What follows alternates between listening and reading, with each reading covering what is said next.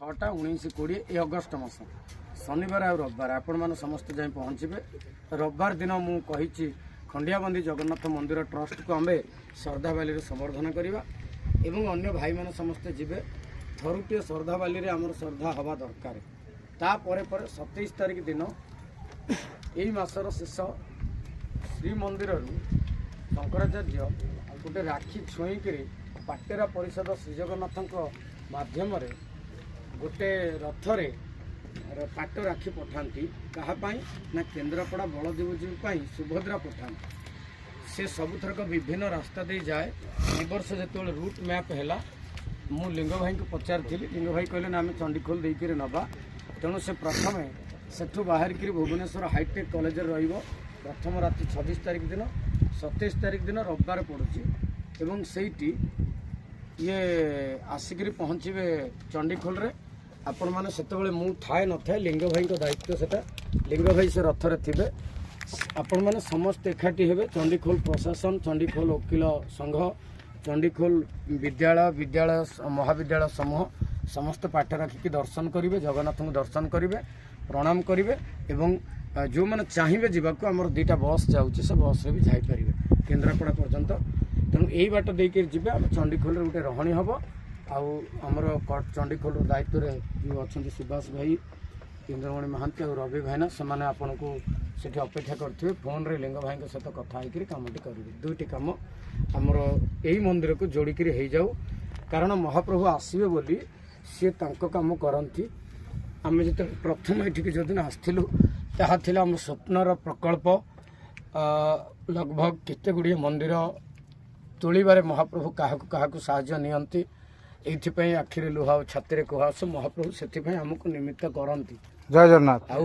तुलसी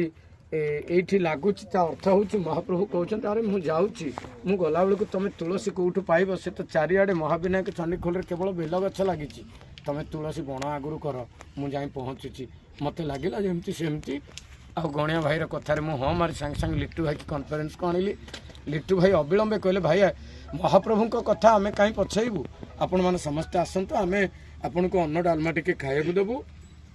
आ तुलसी आंदोलन रे आमे भी सामिल हबो। आज 1008 रे हमर जाजपुर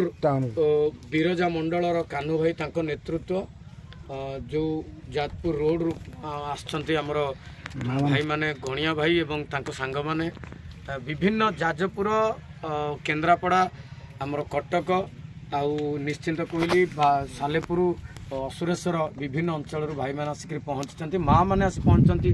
सेटा सब बढ़िया कथा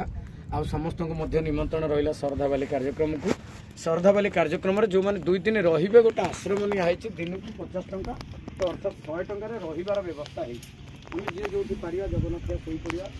आउ गोटे दिन खाली ब्याग रखिक झाड़ा फाड़ा जावाई 40-50टा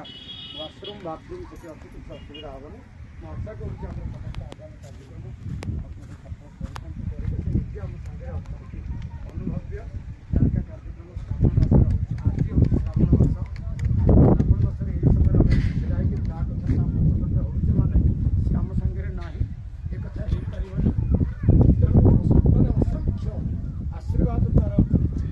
मोपर अच्छी आम समस्त गुरु गणेश्वर सार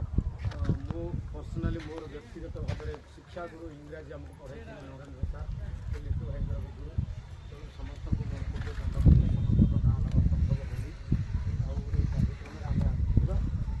भाई मैंने गछ खोलते वृक्षरोपण करवा 2टा मीटिंग आज रही समापन। कानू भाई टे नारा देवे।